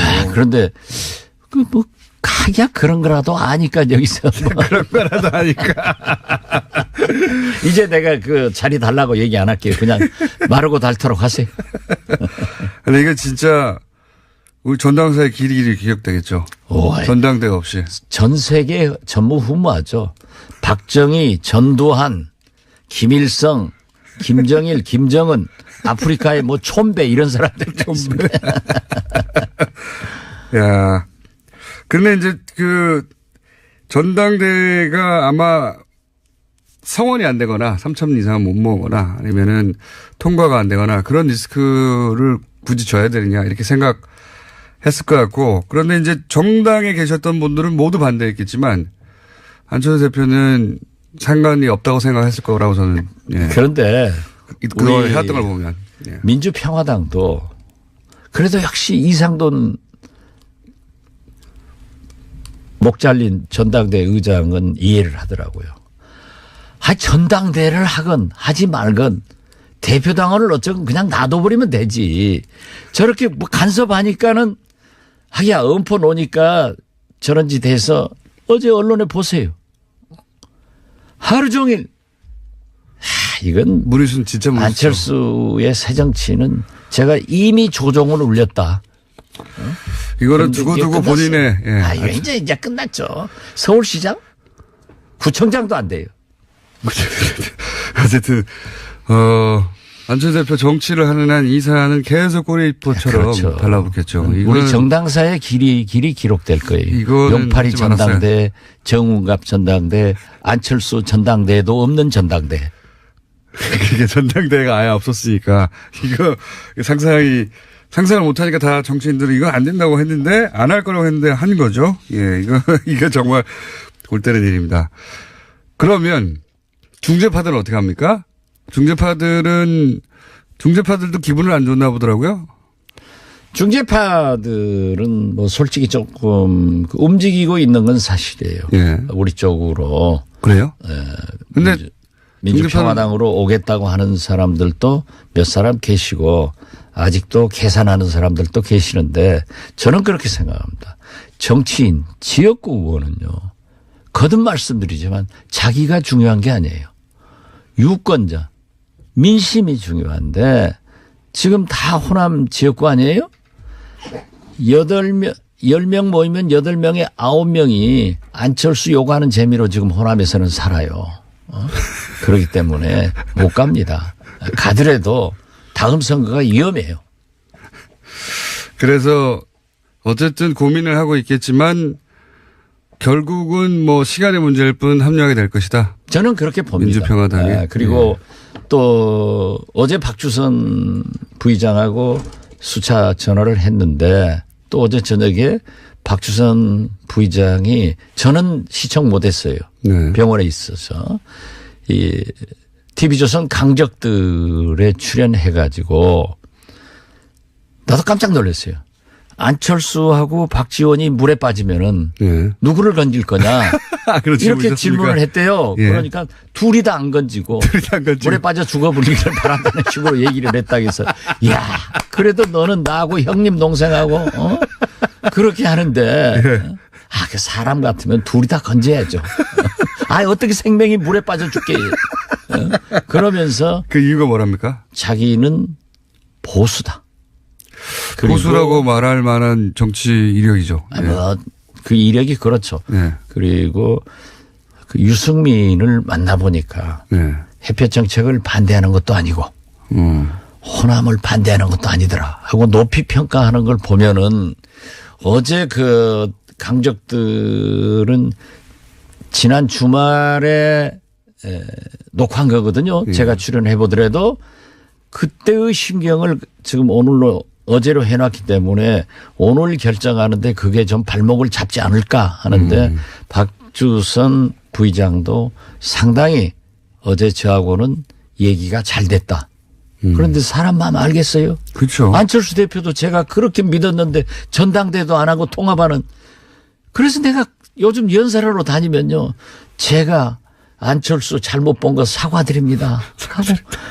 하고 판단 잘못하게 한 여러분께 사과드립니다 하고 다녀요. 송기석 의원이 저희 뉴스공장에 나와서 저는 비서실장이어서 사실은 안철수 대표 입장을 이제 강변하고 대변할 줄 알았는데 한 중간쯤 오셨더라고요. 꼭 그 통합된 당으로 간다는 보장은 없고 본인이 그때 가서 결정하겠다는 정도로 이렇게 비서실장이신데 그렇다고 이제 물론 민주평화당에 합류하겠다는 말씀도 안 하시긴 했지만 그렇다고 통합되는 당에 바로 간다는 결정도 하지 않은 것으로 보이더라고요. 송기석 의원하고 참 친해서 내가 야자 하면서 혼도 많이 냈어요. 너 그러면 안 된다. 대표님은 대부분 다 야자하시나요? 네가 광주 국회의원인데 네. 5.18 정신, 광주 정신을 훼손하는 사람들하고 어떻게 같이 가느냐. 그런데 사실 애석한 게 저는 뭐 잘 되리라고 기도하고 있습니다마는 내일 모레 2월 8일 10시 10분에 대법원 선고가 있습니다. 그렇죠. 네, 그렇기 때문에 개인적으로 굉장히 네, 저도 참 잘 돼서 의원직을 계속 하기를 바라는데 그 판사 출신이기 때문에 양심은 있죠. 그래서 저도 저한테도 그랬어요. 저 간투겠습니다. 그리고 이건 절차적으로 문제가 충분한 많다고. 소통도 하지 않고 저하고 얘기 안 한 거 알거든요. 잘못했습니다. 그러나 자기가 대법원 선고를 앞두고 잘 될지 못 될지 모르는데 안철수 대표하고 지금까지 관계가 있었는데 인간적 의리를 끊어버리기가 너무나 가슴 아픕니다. 해서 야 도둑놈하고 인간적 의리가 중요하냐. 정의로운 광주 정신을 지키는 게 중요하냐. 도둑놈하고. 안철수 도둑놈은 아니에요. 마음이 좀 도둑하고 똑같지. 중재파는 개별 행동을 할 수도 있다는 말씀이시네요. 지금까지는 단일 행동을 하겠다고 했는데. 그건 개별 행동 할 거예요. 결국은. 제가 알고 있기로는 상당한 호남 중진 두세 사람이 아직도 잔류하자. 안철수하고 통합하자 하는 생각을 가지고 있고 나머지. 김동철 의원 말씀하시는 겁니까? 저는 얘기하지 않았습니다. 또 한 분 계십니다. 또 한 분이요? 예. 성이 주씨인가요? 예? 또 한 분은? 주씨요? 예. 잘 모르겠습니다. 알겠습니다. 그 두 분은, 통합에 어떻게든 합류하는 쪽으로 마음을 기우신 듯한 인터뷰들이 있더라고요. 주승용 의원은 그런 의사를 표시했지만 예. 김동철 의원은 성격상 예. 잘 몰라요. 저하고 예. 제가 청와대 비서실장 할 때 행정관에서 비서관으로 승진시켰고 권노법원 보좌관을 했기 때문에 수십 년 알고 지내요. 네, 수십 년. 그렇지만 김동철 대표의 성격은 네. 하루에 네. 냉탕 온탕만 왔다 갔다 하는 게 아니라 냉탕 열탕을 12번씩 왔다 갔다 하니까 그때 들어봐야 알아요. 네. 아무도 예측할 수가 없군요. 네. 예. 그런데 굉장히 정의로운 사람이기 때문에 저는 광주 5.18 정신을 훼손하는 일은 결코 없을 것이다. 이렇게 말씀드립니다. 그렇게 되면은 MB 얘기 좀 합시다. MB 얘기요? 네. 예. 그럼 민주평화당은 어떻게 됩니까, 그러면? 창당 잘 되고 있나요? 장당 오늘 또 이 방송 끝나면 저는 여수로 KTX 타고 내려가요. 네. 오늘 정당의 요건인 서울, 경기, 광주, 전남북 시도당 창당대회를 해가지고 2월 6일 날 하는데 잘 됩니다. 분위기가 좋습니까? 아, 좋습니다. 아, 지금 보세요. 그 요즘 여론조사. 항상 웃으시니까. 아니요. 예. 여론조사 어제 나온 걸 보면은 우리가 3%였던데 예. 7%로 올랐더라고요. 그래요? 예. 아직 전 못 봤는데. 7%로 잠시 후에 오르고. 듬습니다. 네. 그리고 물론 이 국민의당과 바른정당을 합쳐놓으면 약 11% 되더라고요. 네. 그리고 11% 나온다. 그러지만은 제가 자꾸 말씀드립니다만은 야권 통합, 동서화합 이렇게 물으면은 다 지지합니다. 그런 효과가 그런데 있을 것이다. 우리는 자꾸 국민의당 반대파, 호남당 이렇게 물으면서 부정적인 민주평화당 예. 이러니까 그래도 7%가 오른 거 보고 몇 명입니까, 그러면? 처음에 딱 창당된 순간에. 우리 의원들이요. 예, 숫자를 말씀해 주세요. 지금 현재 확실하게 서명한 사람은 박주선 부의장은 200만 원까지 냈는데 예. 자기가 받는다고 하면은 17명입니다. 17명. 예. 그런데요. 예. 연연할 필요 없어요. 연할 필요 없다. 예. 개문 발차하면 다 온다. 결국은 다 오게 되겠다. 그럼 다 오게 되는 시점은 올림픽 이후? 올림픽 그럴 즈음? 거예요. 예. 우리가 창당하면은. 창당하면. 그리고 아니 의원들이 예. 법을 만드는 사람이고 지키는 것은 잘 안 지킨다고 사회적으로 비난을 국민들로부터 받지만은 전당대회도 없는 통합을 보고 어떻게 그 전당대회. 불의한 예. 당에 남아 있겠어요. 그 전당대회를 안 하는 건 진짜 상상하기 힘든 일인데 어쨌든 그렇게 됐습니다. 이건 완전히 세계적 기네스북에 오르는 일이에요. 정당사에 기록되고. 예. 보통은 이제 과장이신데 이건 맞습니다. 이게 기네스북에 오를 만한 얘기를 합니다. 아니, 나는 칭찬해 주니까 나한테 과장한다고요? 방송 시작하기 전에 나보다 과장해서 말하라고 얼마나 꼬드기고 말이지. 저러니까 공장장 믿지 마세요. 청취자 여러분, 박지원을 믿으세요. 자, 이명박 전 대통령이 올림픽 개편막식에 초청장을 받고 본인이 참석하겠다고 했어요? 예. 왜 그랬다고 보십니까? 참석해야죠. 그래도 지금 현재 예. 우리나라 헌정사 얼마나 불행합니까? 전직 대통령 예우를 받고 있는 대통령은 이명박 대통령 한 분입니다. 현존하는, 그렇죠. 네, 생존하는 대통령 중에서. 그런데 곧 그게 박탈될 건데 네. 마지막 행사 해야죠. 마지막 행사. 그러니까 MB의 3대 빅 이벤트가 지금 기다리고 있는데 첫째, 평창 동계올림픽 개막식에 참석한다. 예. 두 번째, 서울중앙지검 앞에서 기념사진 찍는다. 세 번째, 서울구치소로 향하는 모습 사진 찍는다. 이게 기다리고 있는 거예요. 그래 가야죠. 3대 이벤트입니까? 3대 이벤트죠. 이제 그 딱 제가 맞을 테니까 이번에는 제가 맞으면은 진짜 박수 쳐드릴게요. 예. 박수만 칠 게 아니라 커피 한 잔 사세요. 알겠습니다. 그런데 최근의 뉴스로는 김대중 전 대통령 뒷조사를 대북 공작금으로 했다. 이 뉴스도 계속 타고 있습니다. 저는요. 예. 어제 SNS에다도 페북에다도 올렸습니다만 땡큐 MB입니다. 땡큐. 진짜 이번만은 MB한테 감사하고요. 어떤 의미에서 감사합니다. 왜냐하면요. 예. 지금도 이 보수 우파 일베들이 김대중 대통령이 수조 가지고 있다. 뭐 미국에 숨겨놨다. 뭐 많죠. 미국에 있다. 부동산이 있다. 박지원이 어쩐다. 측근들 어쩐다. 심지어 뭐 권노가 어쩐다. 네. 별 얘기를 다 하거든요. 네. 그리고 SNS에서 볼 수가 없어요. 네. 댓글 달고. 그러는데 MB가 국정원 시키고 2년 동안 털었는데도.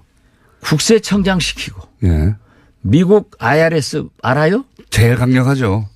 거기는 모르면서 아는 척하지 마. IRS는 미국 국세청을 말하는 거예요. 그러니까 제일 강력하죠, 제 말은. 강력하죠. 예. 거기 못 빠져나가죠. 한국계 직원한테까지 뇌물을 주어가지고 찾으라고. 2년간 예. 소위 데이비드슨 예. 공작이라는 미명 아래 김대중 은닉 재산과 측근들을 뒤지고 또 연어라는 공작 이름으로 노무현 대통령 재산 찾았는데 예. 아무것도 없다. 안 나왔다. 예, 안 나왔다. 국정과 국세청이 인정해 준 거죠. 인정하고 미국 IRS까지 인정해 줬으니까 이제 제발 그 모략 좀 하지 마라. 그런 의미에서 제가 없다고 하면은 안 믿을 건데 MB 꼬붕들이 전부 댓글 달거든요.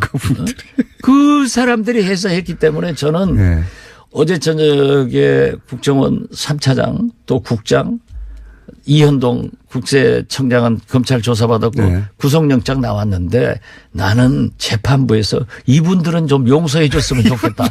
얼마나 고마운지 모르겠어요. 하긴 그 얘기를 뭐 한 20년 가까이 들으셨죠? 아니요.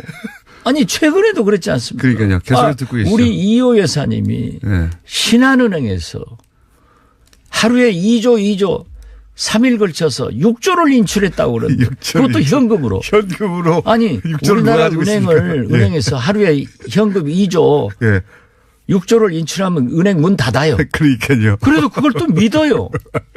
그리고 미국에 부동산이 있다. 저도 몇 번 털렸지만은 저 같은 사람이야 뭐 털려도 하지만은 그래.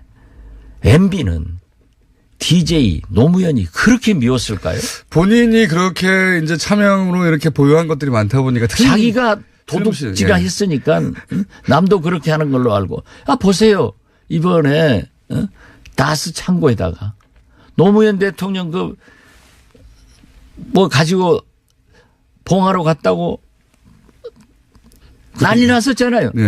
그런데 자기는 갔다가 지금까지 숨겨놓고 있더라고요. 그러니까요. 그래가지고 염치 좋은 게 그거 돌려주라고. 그게 말이 되는지. 아무튼 이건요. MB는 진짜 잘못 안 한 것을 찾아내는 것이 훨씬 빨라요. 잘못 안 한 것을 찾아내는. 그러나 진짜 고맙죠. 그러니까요. 저도 그 대목은 놀라웠습니다. 왜냐하면은 티끌만 나왔어도 그죠? 티끌만 나왔어도 부풀려서 분명히 뭔가 했을 텐데 진짜 아무것도 안 나왔구나. 그러니까 보세요. 대북 공작금으로 데이비드슨 작전 DJ를 위해서 연어작전 노무현 대통령 또 흑금성 한명숙 박지원 박원순 정연주 또 누구더라? 분명히 있습니다. 흑금성 작전. 이 사람들 저도 그렇게 조사를 했는데 안 나왔으면은 안 나왔다고 이제 그 댓글 제발 모략하는 글 넣지 마세요. 감사해요. 그 사실관계와 상관없이 앞으로도 계속 확인할 겁니다. 사람들이 믿어주니까 믿고 싶은 것, 보고 싶은 것만 보는 사람들이 있으니까 앞으로도 당하시겠지만 그때마다 이제 이 기사를 붙여주시면 되죠 대신. 그런데 하도 많아서 그건 아주 영어로 하면 알아들어요? 이그노 하는 거예요. 이그노가 무슨 말인지 알아요? 무시하는 게 무시. 이그노라는 단어를 아는데 그렇게 발음하는 건 처음 듣습니다. 이그노. 한국말로 해야지. 사람 이름 같습니다. 이그노. 자, 오늘 시간이 다 됐고 혹시 이거 했었어야 되는데 시간 지나가지고 못했네 하시는 말씀 있어요? 평창 동계올림픽은 성공시켜야 됩니다. 다소 문제가 있다 하더라도 잃어버린 남북관계 10년 이것을 복원하기 위해서 문재인 정부에서 대통령이야 모든 사람이 노력하고 다 우리가 성공시켜야 되잖아요. 그런데 이걸 그냥 파투내려고 저렇게 하는 것은 옳지 않다. 그래서 아까 박영선 의원 강조하던데 우리가 조금 양보하더라도 이걸 성공시켜서 자꾸 좋은 방향으로 가자. 이런 일을 하는 것이 민주평화당이다. 그리고 오늘 2시에 서울, 경기, 광주, 전남북 창당대회가 있으니까 많이 참석해달라. 꼭 이 말 하고 싶네요. 광고. 광고 아니죠. 여기까지 하겠습니다. 공지죠. 아직까지는 소속이 국민의당 박 전 대표였습니다. 저는 저 당원권 징계 먹어서 아무것도 아니에요. 그렇게요? 그리고 제 명함도 다 바꿔버렸어요. 그러면 지금 무소속입니까? 아니, 공중에 떠 있는. 아직은 징계당한 그러면. 국민의당에서 징계당한 박지원 전 대표였습니다. 그래도 훨씬 잘 나갈 박지원입니다. 감사합니다. 예, 감사합니다. 자, 그것마저 알려주마. 예. 틈새에서 빠르게 주중에 여론을 알려드리는 시간입니다. 다 대부분 뭐 주말 주초에 하는데 저희만 주중에. 그러다 보니까 다른 조사하고 항상 다릅니다. 자, 오늘 시간이 그게 많지 않기 때문에 빠르게 짚고 네. 갈까요? 네. 어떻게 됐습니까, 여론? 예, 대통령 반등했습니다. 지난 3주간에 내렸는데요. 62.6%로 반등을 했고요. 1.8%포인트 상승했습니다. 부정평가라는 1%포인트 하락해서 33.6%를 기록했습니다. 알겠습니다. 뭐, 그 수치는, 네. 일단 상승, 내림세를 멈추고 반등했다. 이 정도로 이제 받아들이고. 네, 일간으로 조금 소개를 시켜드리면은. 궁금하지 않고요. 네. 맨날 해봐야 예. 의미가 없더라고. 어쨌든 큰 틀에서는 네. 내림세가 멈추고 반등세가 되었다. 이 정도로 제가 알겠고요. 제가 궁금한 거는 네. 제가 이제 오시면 꼭 물어보려고 했던 거는 최근에 이제 20, 30대가 이탈했다. 20, 30대가 등 돌렸다. 네. 총선 때 보자 또는 평창 유감 이런 검색어가 등장하고 하면서 봐라 20대가 완전히 등 돌렸지 않느냐라고 하는 증거 혹은 징후로서 계속 거론되고 보도되거든요. 네네. 그러니까 제가 보기에는 20대 30대가 이탈했다고 하는 프레임은 비트코인 때부터 시작해가지고 단일 팀을 거쳐가지고 네. 보수 매체들이 밀고 있는 프레임이에요. 밀고 있는 프레임이고 네. 굉장히 많이 유포시키려고 노력하고 있는 건데 네. 그러면 여론조사 전문 기관에 계시니까 전문가로서 쭉 추이를 보실 거 아닙니까? 그럼 결론적으로 말해서 20대 지금 평균 지지율 어떻게 됩니까? 최근에. 이번 주는 어떻습니까? 70.7%입니다. 네. 어디 이탈했다는 거야? 그리고 그러면 30대는요? 30대도 지금 30대는 30대도 70.6%이고 40대도 74.3%로 40대 이하 핵심 지지층이라고 일컬어지죠. 모두 70%대를 바로 회복을 했습니다. 네. 그러니까 이제 단일화 이슈, 단일팀 이슈 있을 때 출렁인 건 맞죠? 네, 맞습니다. 그렇죠? 네. 그리고 이제 이게 문재인 대통령 지지자들 특징이긴 한데 이게 탄력적으로 회복하는데. 네네. 70%대로 다 회복됐거든요. 왜냐하면 20대가 예. 좀 남북 관계 그리고 안보 문제에 있어서 보수적 성향을 가지고 있다 할지라도 그것은 상대적인 보수성이고 예. 그리고 사실 20대가 현 정부로부터 이탈한다 할지라도 야권으로 가기에는 상당히 그들의 어떤 지향성이라든지 괴리가 크기 때문에 상당히 20대가 민감합니다. 이동이 심합니다. 그래서 금방을 회복을 한 거죠. 사실상 60%대로 지난주 떨어졌는데 50%대 가는 거는 거의 없을 것이다라는 생각이 듭니다. 70%대 회복했는데 거꾸로 기정사실화하는 기사들이 많이 나와요. 네, 왜냐하면 지난주에 저도 기자분들의 전화를 무수히 많이 전화를 받았는데 거의 반 이상이 20대, 30대 얘기였어요. 이탈했냐. 네, 왜냐하면 왜 이탈했느냐. 이 프레임이 굉장히 보수가 원하는 프레임이거든요.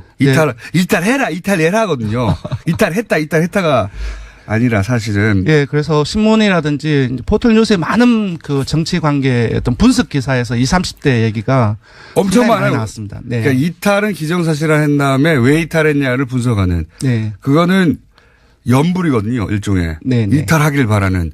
영원하는 연불 기사라고 저는 보는데 그런 걸. 예, 그런 프레이밍이 조금 있는 것 같아요. 네. 그래서 이제 그렇게 만들고 싶은 거죠. 네. 근데 사실은 수치는 그렇지 않다. 네. 궁금해서 여쭤봤어요. 하도 기사들이 말을 쏟아내니까. 그렇습니다. 실제 그런 거 여쭤봤더니 실제 수치는 그냥 70%대로. 네, 그렇습니다. 예전처럼 돌아왔다. 이걸 말씀드리고. 맞습니다. 그러니까 그런 프레임 좀 그만 좀 뿌리라는 겁니다. 제가 그렇게 말한다고 더 이상 안 뿌리고 그런 건 아니겠지만. 네네네. 정당 어떻습니까? 정당. 예, 정당 지지도 짧게 소개시켜드리겠습니다. 짧게 예, 하죠. 민주당이 48.5%로 다시 상승을 했고요. 한국당이 지난주에 19대 대선 이후 처음으로 20%대를 넘어섰는데요. 소폭 하락했습니다. 19.7%이고요. 바른정당이 5.8%, 정의당이 5.5%, 국민의당이 4.7%입니다. 그 전당대회 관련해서 많이 논란이 있었는데요. 29일 월요일에는 3.3%로 창당 후 최저치를 기록했고요. 예, 많이 이탈을 했습니다. 잠재정당 지지도 바로 넘어가면은 통합개혁신당이 1.6%포인트 하락해서 11%, 그리고 민주평화당이 아까 7%라고 말씀하셨는데 저희 지표로는 조금 하락을 해서 2.9%가 나왔습니다. 알겠습니다. 네. 이거는 양당 모두 창당을 한 다음에 창당한 이름으로 여론조사를 해봐야 이제 제대로 나올 것 같긴 한데, 어쨌든 참고하시라고 말씀드린 것이고. 예, 통합개혁신당을 지난주에 모든 지역에서 10%대를 넘었었는데요. 이번 주에는 이제 대구 경북이라든지 그 부산 경남 울산 그리고 호남에서 상당히 많이 빠져서 한 자릿수로 떨어졌습니다. 네, 20대도 16.4%에서 17.8%로 많이 떨어졌고요. 부정적인 뉴스가 너무 많이 나오니까요. 네, 이게 그렇습니다. 아직 전당대를 아예 안 한다는 뉴스가 나오기 전에 이야기니까. 근데 이제 언론들이 전당대를 안 한다는 게 어떤 의미인지 잘 전달을 안 하고 있어요. 이거 우리 정당사에 없는 일이거든요. 저로서는 오랫동안 당원 이 분야에 투표 있었던 사람으로서 네, 조사 개요를 불러드리면은 이번 주진조사는 TBS 의뢰로 이번 주 월요일부터 수요일까지 4월 동안 전국 19세 이상 1,501명을 대상으로 했습니다. 유무선 전화 면접 자동응답 혼용 방식을 실시했고 표본 오차는 95% 실수 플러스 마이너스 2.5%포인트, 응답률은 5.1%였습니다. 자, 재밌는 조사를 하나 했습니다. 그것마저 알려주면. 이명박 전 대통령이 참석하겠다고 선언을 했고, 정부도 당연히 초청을 했으니까 그랬던 거고요. 그런데 이제 일반인들은 그러면, 이명박 전 대통령이 평창올림픽 개폐식에 참석해야 하나요? 말아야 하나요? 찬성이 다소 높습니다. 48.2%가 나왔고요. 반대는 44%가 나왔습니다. 야, 박빙이네요. 네. 왜 그러냐 하면 제가 생각을 해봤더니, MB정부 때 유치를 했습니다. 그 발표가 2011년 7월에 나왔었고요. 그리고 그래도 전직 대통령이지 않느냐.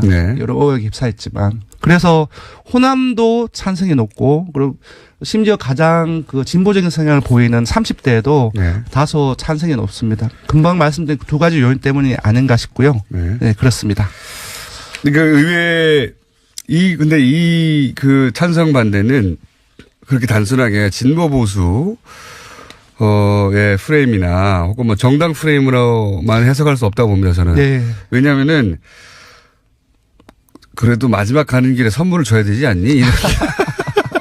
이런 심리가 이 안에 있고 또 하나는 그런 심리보다는 그래도 전직 대통령인데. 그게 이제 이 전문가들의 분석이고요. 이거 고민되거든요, 순간적으로. 내가 이명박 전 대통령을 좋아하진 않지만 그래도 말씀하신 대로 본인이 유치한 거니까 그건 보게 해줘야 되지 않느냐. 이런 이제, 인간적인 마음도 있지만 또 하나는 요렇게 한 다음에 감옥에 보내버려야지. 이런 쌤통이다. 이런 마음도 그 안에 복잡해요, 이게. 그래도 평창이 국가적인 대사인데 그래도 평창은 잘 치러야 되지 않겠느냐. 참석하고. 또 이제 정반대 쪽 보수층에서 일부는 이렇게 해서 이제 화합하고 그래서 이제 더 이상 이런 수사도 하지 말고 이런 마음으로 찬성을 누르실 분들도 있을 것이고요. 굉장히 복잡한. 이거 분석 한번 해봐 주세요. 수치는 그렇습니다. 전 동의하지 않습니다. 제가 지금은 시간이 없는데 제 말은 요걸 한번 분석해 달라. 알겠습니다. 다시 한 번 말씀드렸지만 찬성 48.2%, 반대 44%였습니다. 0%였습니다. 잘 모름 갈등하다가 잘 모름 7.8%. 단순한 문제인데 잘 모름. 여기까지 하겠습니다. 리얼미터의 권수정 조사 분석 실장이었습니다. 감사합니다. 고맙습니다.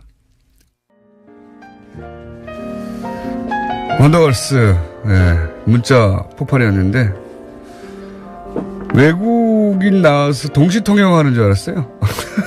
두 채널이 동시에 나왔어. 두 목소리가 다 들립니다. 집중력이 강화되네요. 그리고 초등학교 1학년 아들이 라디오 고장났다고 목소리가 섞여 나온다고 그러는데. 자, 다음 시간부터는 제가 좀 정리를 좀 더 적극적으로 해볼까 합니다. 그리고 대놓고 블랙하우스 홍보하는 거 아니냐? 박학수 감독으로. 네, 맞고요. 맞긴 맞는데 그거하고는 별개로 오늘 저녁 11시에 있습니다. 블랙하우스 3회. 그거하고는 별개로 베트남과의 관계가 다른 국면으로 들어설 수 있는 굉장히 절호의 찬스라고 저는 생각하기 때문에 베트남 사람들의 한국에 계신 베트남 사람들 얘기도 듣고 좀 베트남에 있는 사람들 얘기도 듣고 이런 시간을 저는 뉴스공장을 통해서 가져볼까 합니다. 국제관계에 관심이 개인적으로도 많고 베트남과 관계는 굉장히 특수한 면이 많거든요. 우리가 다른 나라에 가서 전쟁한 것이 베트남 말고 없어요. 생각해 보시면 그때 많은 일이 있었거든요. 그래서 개인적인 관심이 많아서 말씀드린 바가 있고 블랙하우스도 홍보하고. 자, YTN 응원한다는 문자도 많이 왔습니다. 예, YTN 다른 메이저 KBS, MBC는 다 이제 해결 국면인데 이제 와서 뭐 정권도 교체됐는데 왜 이렇게 생각하시는 분들이 많은데 그 내부는 아주 절박한가 봅니다. 저희 지속적으로 알려드리겠습니다. 박지원 대표, 예, 공중부양 박지원으로 불러야 된다. 네, 요즘 공중부양된 상태입니다. 박지원 대표가 본인이 계획했던 대로 착착되고 있어가지고. 예. 오늘 여기까지 하겠습니다. 블랙하우스 보세요.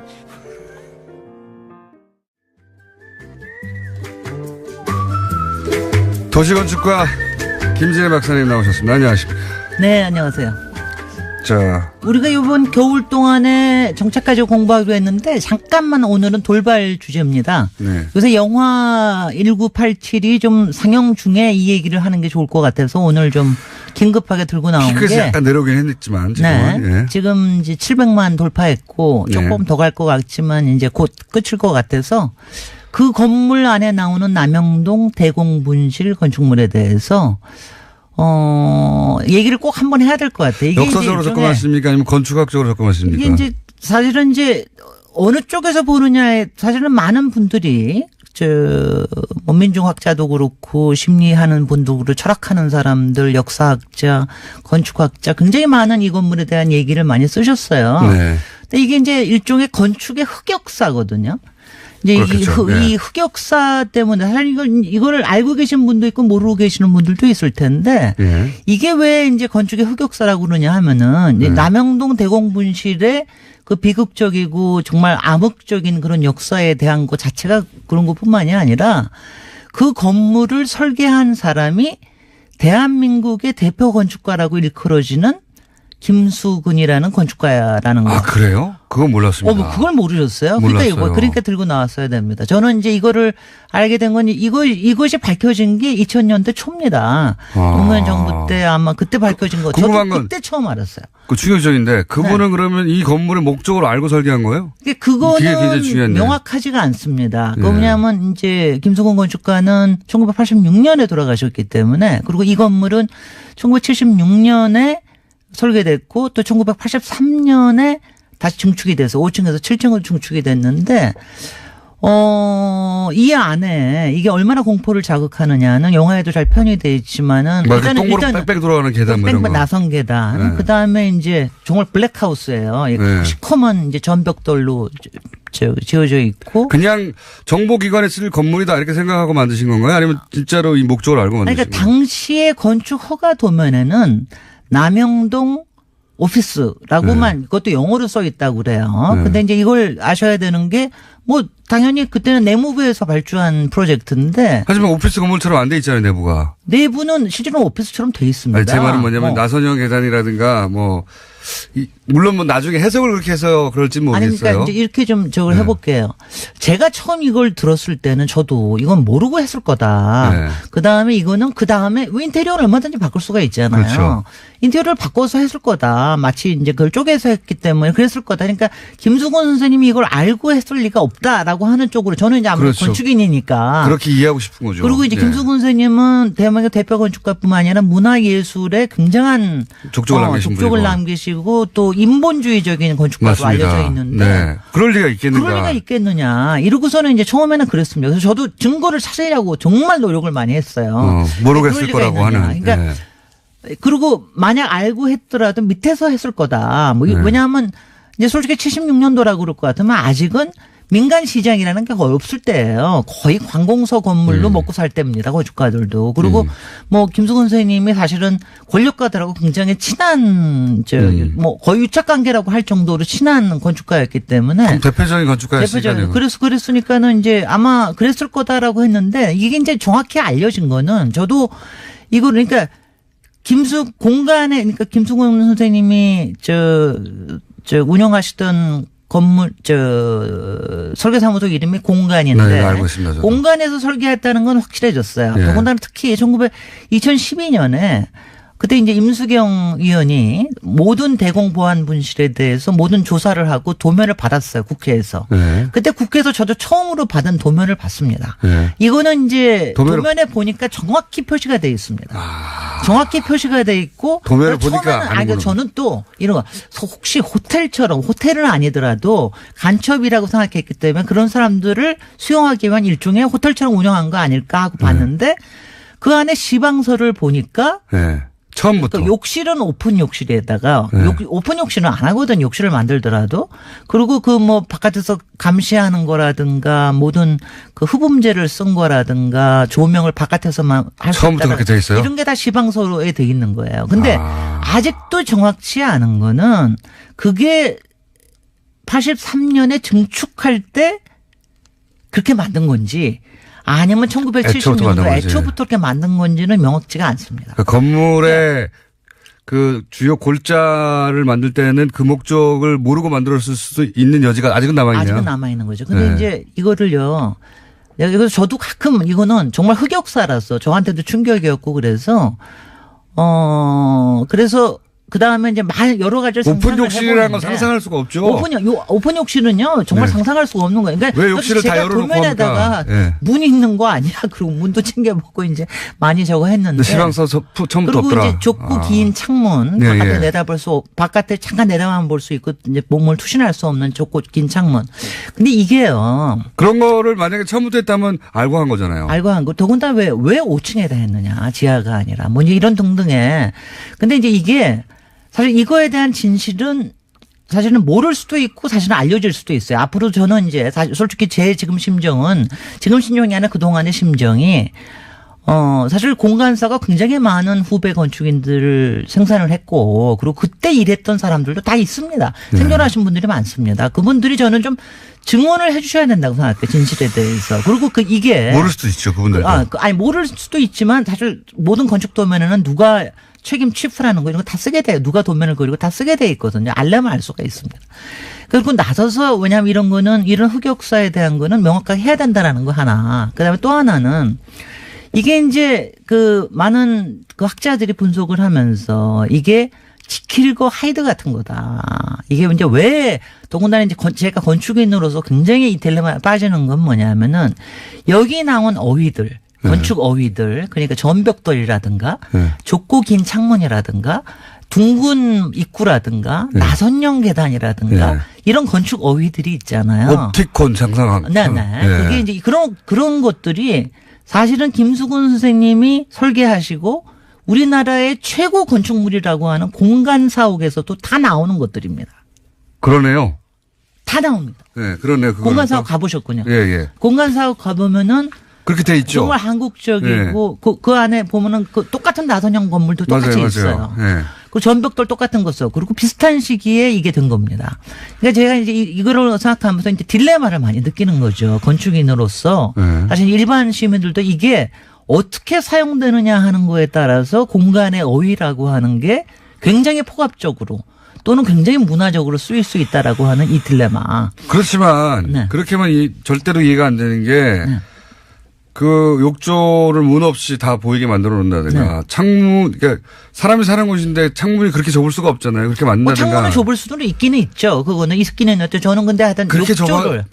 아니요. 그러니까 뭐 저기적으로 건축적으로 뭐 그런 건물은 사실 많아요. 뭐 센터 사옥에서도 그렇고 많이 저거 하는데 하여튼 분명히 공간에 손을 거쳐서 이게 나왔다고 하는 건 확실하고요. 그걸 결합하면 방음제라든가 이거 다 결합하면 바보가 아닌 이상. 그게 시방서라는 거. 시방서. 그러니까 그걸 다 결합하면 바보가 아닌 이상 그 목적이 머리에 떠오르잖아요. 건축가라고 하는 거는 사실은 누가 어떤 팀장이 그거를 실무를 맡았건 간에 마지막에 대해서 책임지는 게 건축가입니다.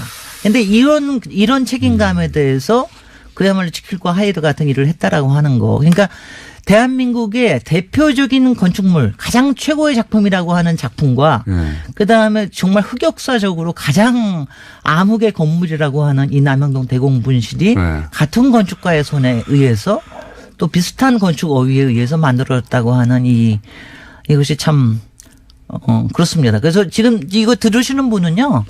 여기에 대한 어떤 심판을 내리기 전에 일단은 굉장히 많이 들어가 보시기 바랍니다. 대공분실에 가보시고요. 그리고 저는 사실 지금 이제 대공분실, 남영동 대공분실 같은 경우에는 박종철뿐만이 아니라 열사뿐만이 아니라 김근태 거기는 515였거든요. 그러니까 이런 역사가 있는 데를 지금 경찰 인권센터로 바꿔서 이용을 하고 있지만 앞으로는 역사적 공간으로 좀 오픈을 해야 된다. 그다음에 또 하나. 그 공간 사옥에는 지금 담쟁이들을 굉장히 많이 있어서 더 이렇게 풍부하게 만들어지는데 저는 이 건물에도 좀 담쟁이를 좀 올려야 되는 게 아닌가 뭐 하여튼 이런 생각도 한편으로 하고 있고 굉장히 여러 가지 점에서 알겠습니다. 시민들이 생각하기에 굉장히 좋은 건축물이자 건축의 흑역사. 생각할 거리를 많이 주는 건축물이네요. 그렇습니다. 예. 여기까지 하겠습니다. 김진애 박사님이었습니다. 고맙습니다. 안녕.